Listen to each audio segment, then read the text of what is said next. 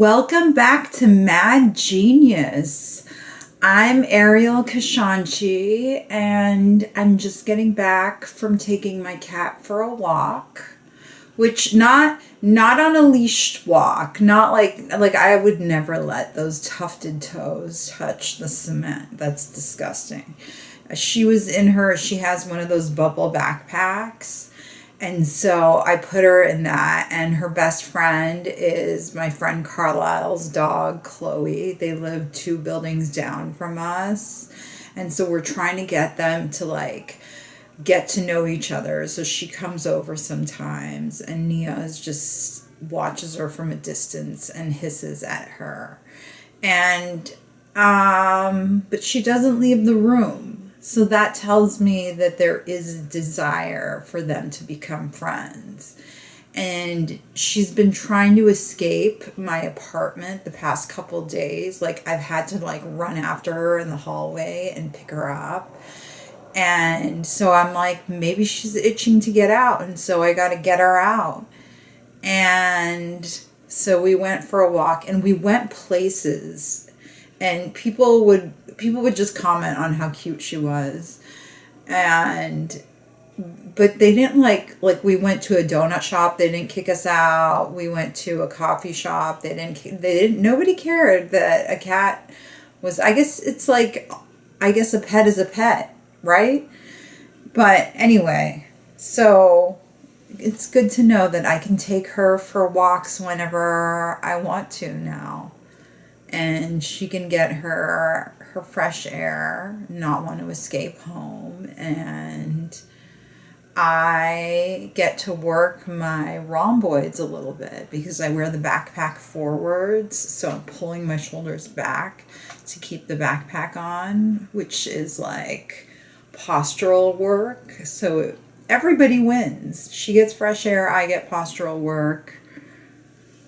So I won't be a frump-a-dump-dump. I'm very big on posture. Let me tell you why. When I was a little girl, my mother, if she caught me slouching in front of the TV, would karate chop me. And it scared me into having good posture. And then years of doing Pilates and stuff, working out and everything, kind of obviously helped to reinforce that. But it started with the karate chop to the spine. That is how my posture has evolved. Okay, so an update on my dating life. Not much to update. This app stuff is so frustrating. Some of these guys really want a pen pal. Or I've had a lot of phone calls where we talk and we're like, okay, great. We talk for a while.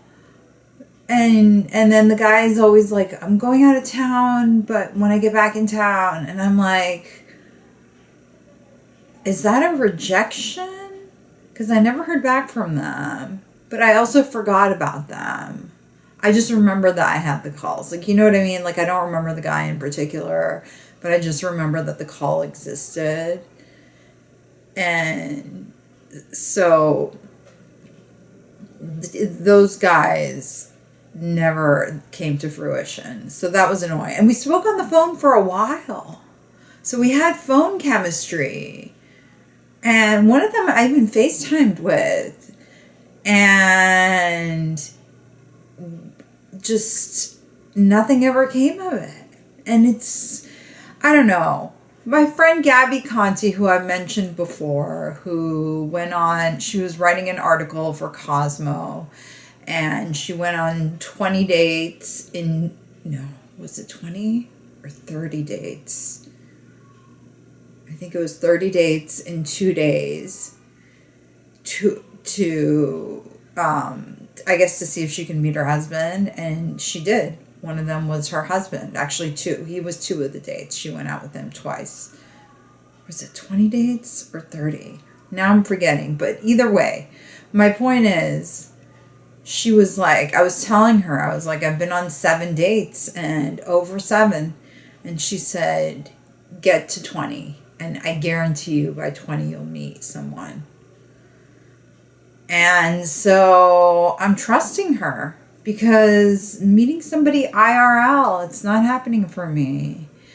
And so I want to be in a couple. I want to have the partner. I want to have, like, create a life with someone. I think that would be nice. So I'm really hoping I can swipe my way into that. Or maybe somehow I'll meet this guy in real life, or somebody will set me up. But you know how it is when people set you up. They're usually just throwing spaghetti at the wall. Like, they're like, here's two single people.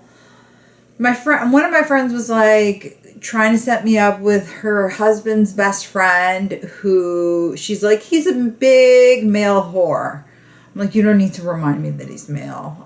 Just the fact that he's a whore is enough.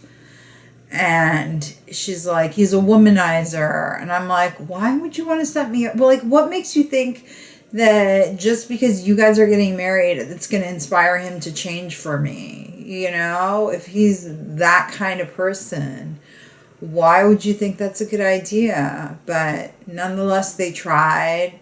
We met. We met at like one of the engagement parties or something that introduced us. And we chatted a little bit, and that was that. And then we never spoke again. And that was it. And that guy is now getting married. And I am still single.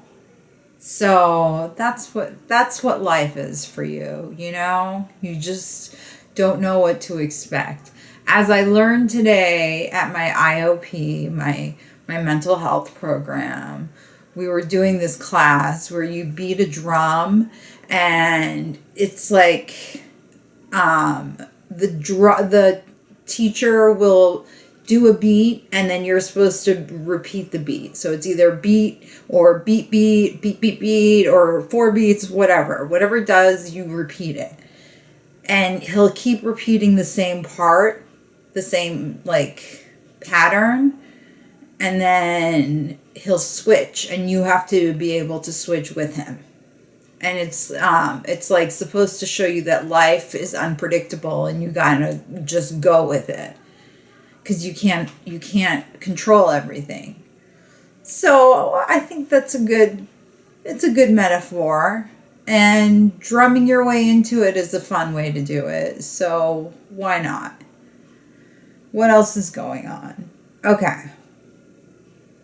So a teacher in Buffalo accidentally gave his students THC gummies. And it was a 500 milligram pack. 500 milligrams, if you don't smoke weed, is a fucking lot. That is enough to get people badly high. Now, let's say this teacher did this as a joke for himself, as a way to entertain himself. Like he's got a sick sense of humor, and that is my narrative for it. That's what I want him to do, to be a sick person who intentionally did this and thought it would be funny to see his students high. Or like maybe he's like, oh, they're so fucking annoying. Maybe if they're high, they'll be a little bit more tolerable. You know, my sister and I, when we were kids, when our mom would get really, really histrionic, we would take orange juice and put vodka in it, hoping that if we get her drunk, she'll calm down a little bit. And she wouldn't drink it. And she would make us drink it first. She thought we were trying to poison her. So we would end up getting drunk. Because she still wouldn't drink it. But this teacher, I'm sure it was an accident.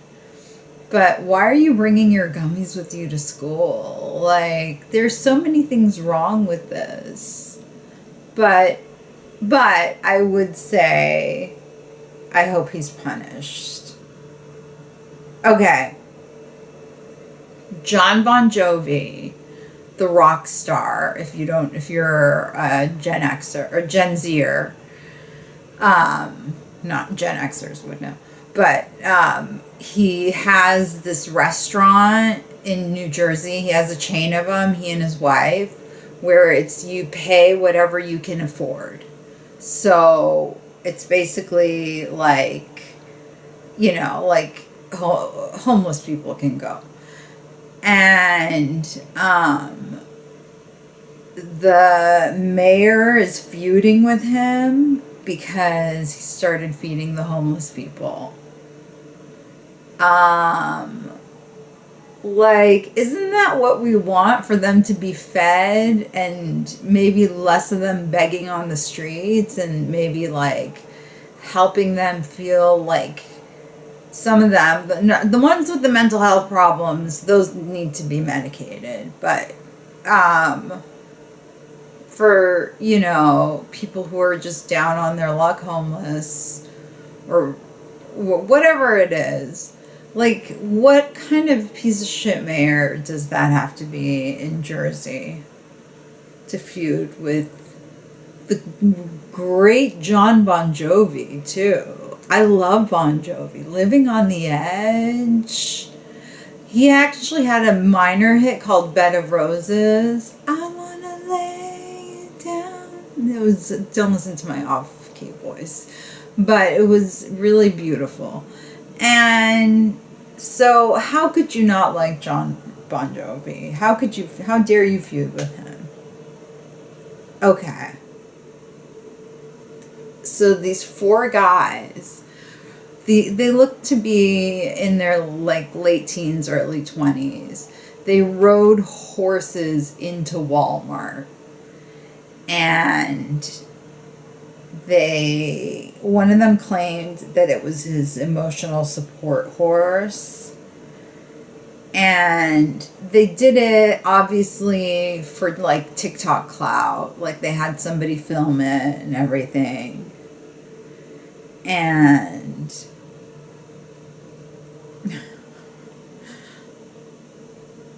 that someone asked the horse if he was actually an emotional support horse. And he said, nay. Oh, I love a hacky joke. I do. Okay, here's another one. A 911 caller was having a hard time getting through to someone, and while somebody was trying to break into his house. So it took him 6 minutes of calling 911 before he finally got somebody live on the phone. And then he could hear that somebody ordering a McGriddle.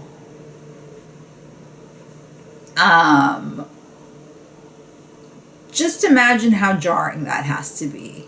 You're fearing for your life, and this person who is responsible for that is now at a McDonald's drive-thru ordering a McGriddle. Like, how do you...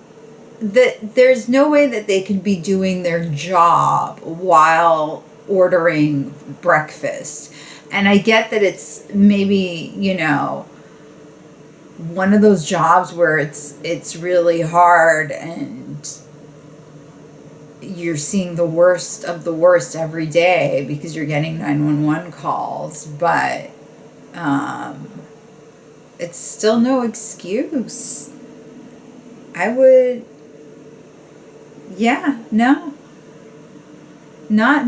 you go to McDonald's on your off time? Oh my God. Did you see the Blue Origin flight? The flight where Katy Perry and Gayle King and Lauren Sanchez, who is my hero. She is my hero. That is a woman who is taking gold digging to a whole new level. And I just really, really admire her work. And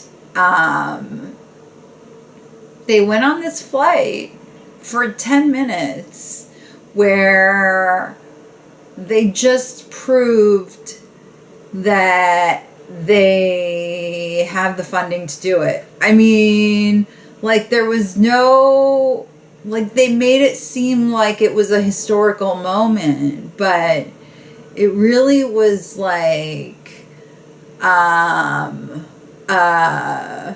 vainglorious vanity project, like self-congratulatory, and yeah, it was kind of like meh, like, okay, I guess it's cool that you went up into space for 10 minutes, but like, it doesn't make you an astronaut. It doesn't, I don't know. Anyway, that's all I got for this week. So thank you for listening. I hope you enjoyed the episode. If you did, please leave a review or a rating, or leave a comment on YouTube, or give it a thumbs up, subscribe, all that good stuff. And I will see you next week.